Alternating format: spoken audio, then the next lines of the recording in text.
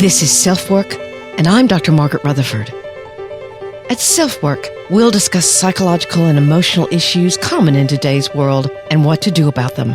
I'm Dr. Margaret, and SelfWork is a podcast dedicated to you taking just a few minutes today for your own self-work. Hello and welcome to SelfWork. I'm Dr. Margaret Rutherford. I'm a clinical psychologist and I've lived and worked in Fayetteville, Arkansas for almost 30 years. I started SelfWork about 5 years ago in order to extend the walls of my practice to try to explain what therapy is, what good mental health treatment is. And I wanted to reach those of you who may already be very interested in psychological and emotional issues. Maybe you're in therapy. To those of you who've just been introduced to some kind of problem, mental health issue, or maybe a relationship conflict that you struggle to work through, but also to a third group of you. To those of you who'd say, those therapists, they're kind of wacky.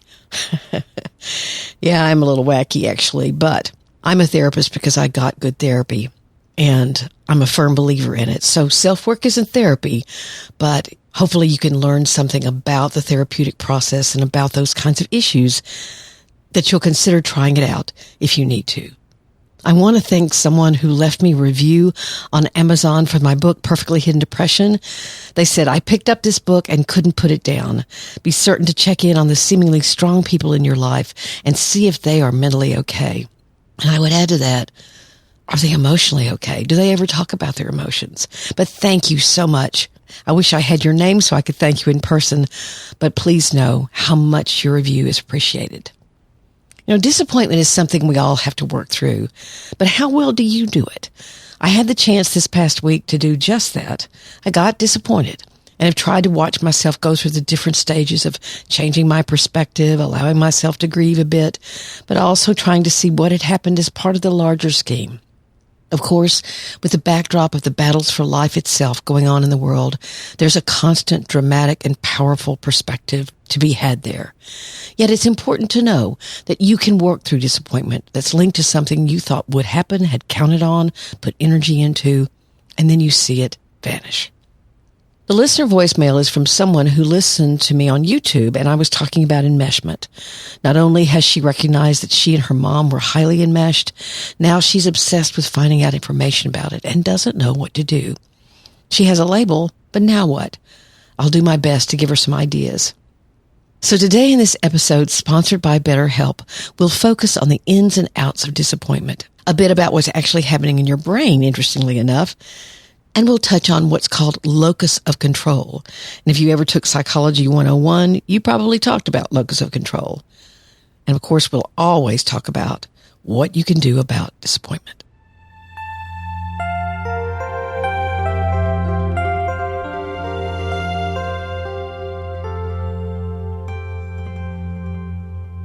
If you ever studied psychology, and especially its history, you would have heard of locus of control. What is that? It's basically how much you believe you have control over what happens to you in life. It's a basic idea that was formulated about when I was born, so it's a little on the older side, but it's worth mentioning. This is how it's defined. If you believe that you have control over what happens, then you have what psychologists refer to as an internal locus of control.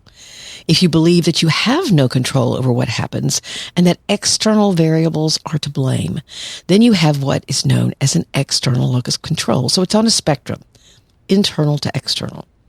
So if you stub your toe on a chair and you have more of an internal locus of control, you'll say, I should have watched where I was going. If you have more of an external locus of control, you'll shout to your partner, why did you leave that chair out where I could run into it? So that's the black and white of it, where the internal locus of control seems to have to do with having a good sense of self-efficacy or believing that you are the master of your own fate, so to speak. An external locus of control may tend to lead to more of a victim stance, life's out to get me kind of attitude. And that's proven to you when something goes wrong. Where this is too simple may be obvious because really bad, tragic things happen to people all the time. And when it's traumatic, so much of the time, what happened was out of their control.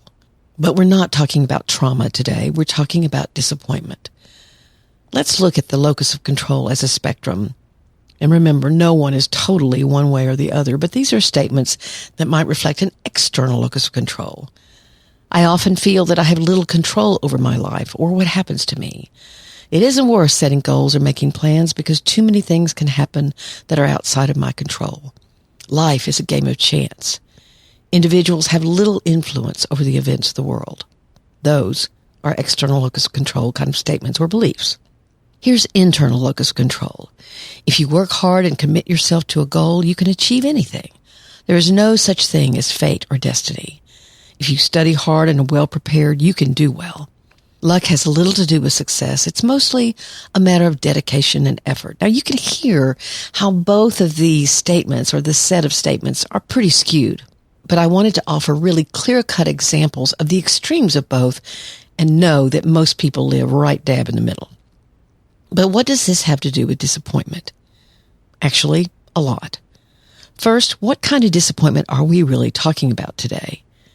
Disappointment can certainly be a facet of trauma. Being hurt by someone who's supposed to care for you, for example. You looked for safety. You expected it and didn't find it. That's trauma. But again, we're not talking about trauma today. I've disappointed myself several times in my lifetime. I've been remorseful and carried around shame, but that's not what we're focusing on today either. Self-disappointment or guilt is another topic. The kind of disappointment we're focusing on is when you expect something positive and have at least perceived that what you expect is highly likely to happen and that it's a good thing, maybe even a great thing, and it falls through. You don't get the promotion, or you were fired in the company's reorganization. You didn't win an election that you thought you would. You were beaten in a game by someone else who didn't have the experience you do, or who you or your team were expected to beat. You married and divorced. Disappointment can ravage your sense of well-being. This kind of disappointment is created from expectation. And there's a saying out there, expectation is the root of all heartache. Well, how could we possibly live without expectation? That would be the case with someone who's so rooted in the present moment that what happens in the next is never thought about. That's pretty difficult to pull off for most of us. From my perspective, we use expectation to keep sane. We tend to believe we know what's going to happen in the next minute. That's what keeps us from being hypervigilant. And when we lose that ability to feel like we know what's likely to happen in the next bit of time, that can be really damaging. Because feeling as if you know, having expectations that are then met, create a sense of safety and security. So, okay, what was I disappointed about last week? I've been working on ideas for a workbook for perfectly hidden depression. Now, it's true as I look now, I was trying to fit a round peg into a square hole, but I thought I could do it. Now that I hear myself say that, it doesn't make much sense. I tried once and it was turned down. That was a couple of months ago. So I dug down harder for another couple of months and tried again. Last week, I got the hard no from the publisher. Anytime you read the phrase, although I appreciate the work I can see on this, you know bad juju is coming your way. So I had to work through disappointment. Here were the stages I found myself going through. First, I cried. Then I cried about crying because I felt stupid. I beat up on myself for a bit. Then I stopped that. Then I let my heart and my mind start wondering if this could be a blessing. Could I look at this with more perspective? And I found that yes, I could. And now I'm writing and talking about it, which is always cathartic. As Eeyore says in Winnie the Pooh, weeds are flowers too, once you get to know them. He was, I think, my favorite character in Winnie the Pooh. I thought it might be interesting, albeit briefly, to look at what your brain is doing when you're disappointed. What's going on neurologically? But before we do that, let's hear today from BetterHelp. I want to say with the past 2 years of doing virtual therapy under my belt, I'm a believer in the idea that that kind of therapy can be a help. I don't think it's the same as face-to-face therapy, but often due to where you live, your financial situation, or your own reticence to go see a therapist in person, BetterHelp just might be what could help you. So let's hear from BetterHelp and a wonderful offer they have.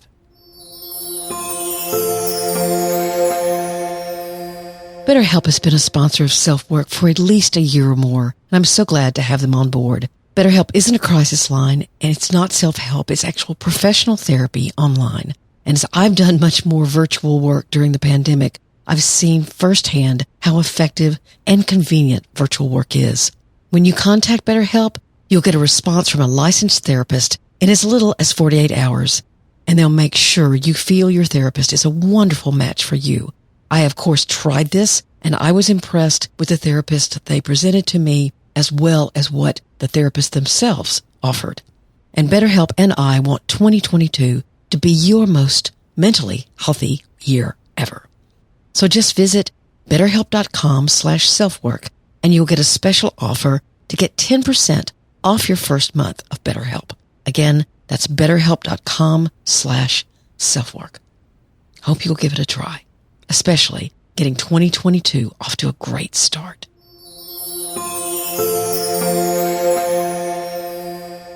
When I read articles about the brain, I usually have to read them through several times because I'm not accustomed to the terms and I have very little expertise. In fact, I have no expertise in understanding brain structure and functioning. But what I found were two interesting facts about what was happening in the brain when you feel disappointed. First, there seems to be a structure called the lateral habenula, or it could be habenula. I'm going to say habenula. That's important in disappointment and depression. Here's a couple of sentences about it, and hang on, there's a lot of neurological language. I quote, "Most clinicians have probably never heard of the habenula. It is a tiny region in the diencephalon, wedged between the stalk of the pineal gland and the thalamus." I'm sure you know just where that is. I don't. But the lateral habenula in particular is notable for receiving inputs from the basal ganglia and limbic system. And the limbic system is where, we process emotions. And projecting broadly to dopaminergic and serotonergic neurons in the midbrain. That's dopamine and serotonin, which is the primary neurotransmitter in a lot of antidepressants. Studies are increasingly suggesting a novel, circuit-based paradigm through which the habenula may be causally involved in the onset of depression and other psychiatric illnesses. Okay, but then there's a second interesting finding. It seems to be a rare thing that two neurotransmitters fire at the same time in the brain. But that's exactly what happens when we feel disappointment. Listen to this. The feeling of, oh damn, or what a disappointment results from the precise firing of two neurotransmitters in the brain at the same time. This simultaneously dual firing is actually quite rare in the brain. It gets even more interesting as both of these neurotransmitters are opposite in nature. One is excitatory and the other is dampening. What we're talking about are glutamate and GABA. If more GABA than glutamate is fired, then you'll be happy and jovial. But if the amount of glutamate is greater, then you're in for a sad, disappointed mood, even if you can't fully explain why. Numerous studies have been performed on certain animals to study the effects of increased activity in the lateral habenula of the brain.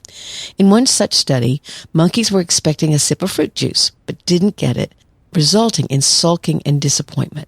Quite interestingly, their brain showed increased activity in the lateral habenula region.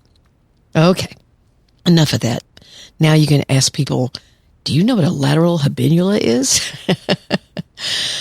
I thought it was interesting that there may be a link between disappointment and depression neurologically. And I guess I could feel my own habenula firing this past week when I worked through disappointment. So how do you work through disappointment? How do you balance acknowledging what's yours to see? Maybe you had something to do with things not working out the way you'd hoped, figuring out what had little to do with you at all. And it's just simply about feeling sad, getting perspective, and moving on. I'm not sure which is best to do first, seeing what your internal locus of control might interpret or acknowledge versus what your external locus of control might help you see. There could be trouble with either direction if you're not careful. Here's a quote from the Harvard Business Review. Far too many people, when faced with disappointment, tend to attribute negative life events to their personal failings. They resort to obsessional self-blaming as they feel ashamed or humiliated of not measuring up to the image of their ideal self. As a result, they direct their anger inward to themselves. That's overdoing the internal locus of control. That last sentence is mine. Others, however, will turn their anger outward toward others, to people who didn't fulfill their expectations. It will contribute to feelings of spite, vindictiveness, and bitterness. And again, this is me. That's the external locus of control in overdrive. So what I'm going to offer here are 7 steps that I've observed in myself and in my patients as important when you're working through disappointment. Number 1, grieve first. And remember, grief has many feelings attached to it, ranging from sadness to anger to fear. Even if your grief is appearing as anger, from my perspective, that can be different from blame. You're simply angry. I, for example, was angry about the use of my time. It was hard not to think of it as a waste. My rational mind knew it wasn't, but allowing myself to grieve had to come first. Again, so many people say, well, this is just disappointment. This isn't a big deal. I shouldn't be sad about this. Go on and let yourself be sad, at least for a short while. Number 2, getting perspective. Sometimes I hear from people that they don't feel justified in grieving a disappointment. It's not a big deal. And I don't suggest wallowing in self-pity, but you're honoring the energy you did put into whatever it was. So you're honoring you. Parents who tell their children, for example, to stop whimpering about a disappointment. Just wait till you're older. You'll have something to be sad about then. Those parents are taking their own bitterness out on their kids. What you deem as disappointing is heavily dependent on your age, your circumstances. Often what seems like it's an intolerable disappointment with time is balanced out by perspective. But when you encourage your children to work through their sadness and their disappointment, you're modeling for them that it's something that can be grieved and let go of. Maybe this disappointment does lead to another, but often it doesn't. Now again, let's keep this distinct from trauma. If you were in an accident and lost your ability to walk, that's trauma, not simply disappointment. So first, grieve, then get perspective. You can do that through talking it through or journaling. Number 3, consider and acknowledge what your own part in the disappointment is. Now this is going to be utilizing your internal locus of control. How this occurs is very dependent on what the disappointment is. Using myself as an example again, I realized that I never quite got into the groove that I reached when I wrote my first book. And I recognized that that was my part of it. Even though I pushed myself to continue, but it never felt quite right. I didn't really listen to my gut very well. Now that didn't mean that it didn't hurt to hear no. After I'd been encouraged to turn chapters in, it was like I'd been invited to a party and then the bouncer wouldn't let me in. But acknowledging my part helps me learn from the experience. What do I need to remember going forward? Here's number 4. Acknowledge what you couldn't control. This is utilizing your external locus of control. What are the aspects of the situation that you had little to no control over? For example, again, in my case, the sales of the original book weren't in my control totally, obviously. This particular publisher also has a distinct pattern to their workbooks, and I just couldn't seem to fashion my own into theirs. And maybe, let's face it, I'm not so hot at creating workbooks, although that seems to be more of an internal thing, doesn't it? This aspect of recognizing the external locus of control doesn't take you off the hook, but it is realizing what you could do, what was in your power, and what you could not do. Number 5, build back your energy and enthusiasm. Turn the page and redirect. You're sad, maybe a little sulky. Do things that will build back pleasure and fulfillment. Do things that you know either practically, pragmatically, or emotionally fill you up. For me, that's walking.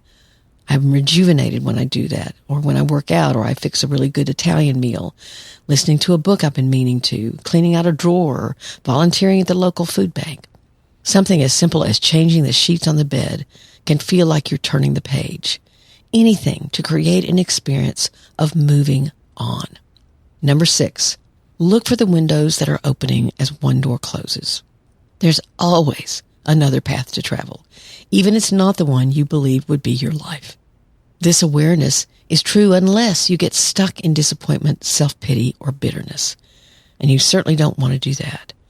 So breathe, talk to friends or mentors about another direction you could go. Open your mind to that direction, because maybe it'll be an even healthier or better one. Number 7, I call this reassessing your disappointment. Pick a date in the future where you're going to take time to see how your perspective has changed. It's March the 13th when I'm writing this, so I would pull out my calendar and put a reminder on May the 13th, 2 months from now. How will I see things then? How did you move forward? You're looking back and assessing how you handled your disappointment. Are you still a little? Are you living it out? Or have you let it go?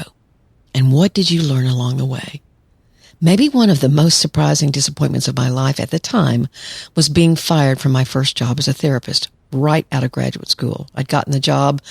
I'd worked there about 8 months, and then they let me go, was the euphemism they called it. And I can still remember how that felt, and it was not good. Yet, it turned out to be one of the best things that ever happened to me because of what I learned from it. And I won't go into that because I could probably be sued for libel if I did, so it'll just be between you and me. I hope that helps. Let's go over once again the 7 steps. Grieve first. Start getting perspective right off the bat. Consider and acknowledge what your own part in what you were disappointed in is. That's utilizing your internal locus of control. Acknowledge what you couldn't control, utilizing your external locus of control. That's number 4. Number 5, build back your energy and enthusiasm by choosing to do things that will bring you pleasure. And those dopamine receptors will love that. Number 6, look for the windows that are opening as that door closes. Again, you might need friends.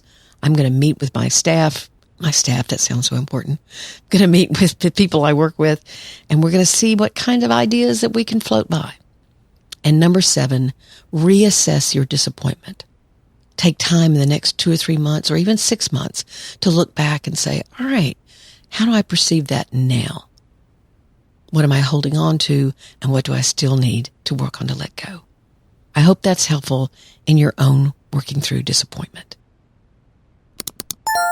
Speak Pipe message from drmargaretrutherford.com. Here's our listener voicemail. Hi, Margaret. I watched your video interview on YouTube about enmeshment between mother and daughter, and that is my story. Thank you so much I feel very validated. I didn't even know what kind of words to put to describe those feelings and experiences.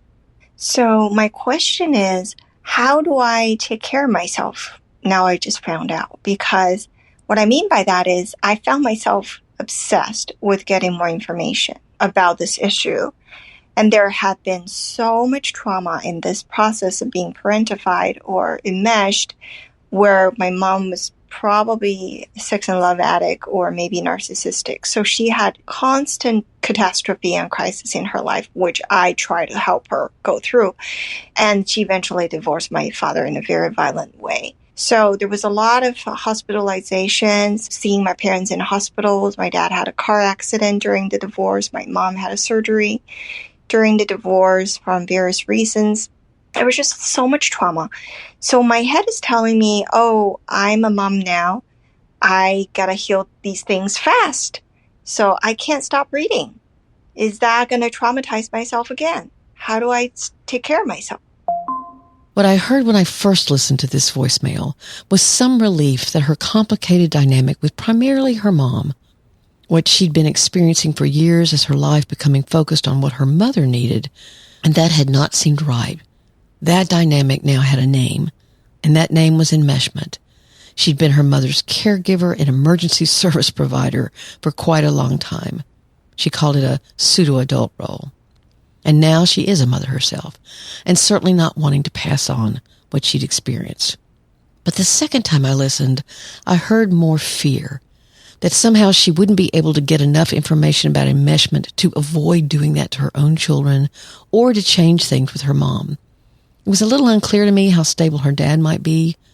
She said he had a wreck, but people can have wrecks or accidents that aren't necessarily part of creating chaos, which her mother certainly seemed to be embroiled in. With the hospitalizations this listener mentioned, I think she inferred that those were her mom's, but she might have been including her dad's accident.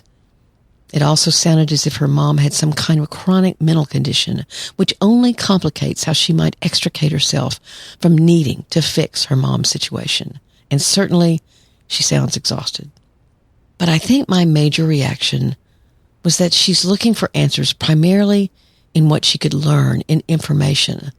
And I don't think information alone is going to help her change. Many of you have heard me say that insight is vital, but you get hope from behavior change. And that behavior change may have much more to do with working through her emotions and her pain about her relationship with her mom. I do think that my book might be helpful to her with its 60 exercises in learning how to connect with painful emotions, although I hate to sound as if I'm trying to sell a book. But therapy is likely called for here. These patterns that have occurred over many years are entrenched. You add her mom's mental instability into the picture, and it can become even more complicated to begin establishing better boundaries. It's much more likely that she'll be able to change her behavior in the present if she works through her emotions created in the past. She's never been given the opportunity to focus on herself and her needs, and it's time to do just that. It can take lots of practice to change old patterns, but this listener has made the first step in contacting me. I'll also include my talk on YouTube on enmeshment for those of you who might like to listen. That'll be in the show notes.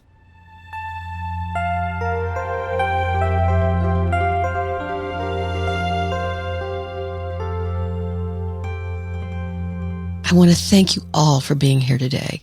Again, I've already mentioned my book, Perfectly Hidden Depression. If you're struggling with maintaining a lot of emotional control, you don't really know how to express your feelings, then reading it might be helpful to you. You might find yourself in those pages. It's available anywhere you buy books or at perfectlyhiddendepression.com. You can get a newsletter from me, a weekly newsletter that presents my podcast and my blog post for the week, so it's a really easy way to keep in touch. You do that by going to drmargaretrutherford.com and subscribing. You'll also get a free little ebook I wrote several years ago on how to know you're getting good therapy. So that's kind of fun. My email is askdrmargaret at drmargaretrutherford.com. Feel free to email me. And then, of course, just like this listener did, please use the SpeakPipe function because I get to hear your inflection, your story told by you, and that really gives me some clues about what you might need to hear from me. And last but not least, I have a closed Facebook group at facebook.com/groups/selfwork.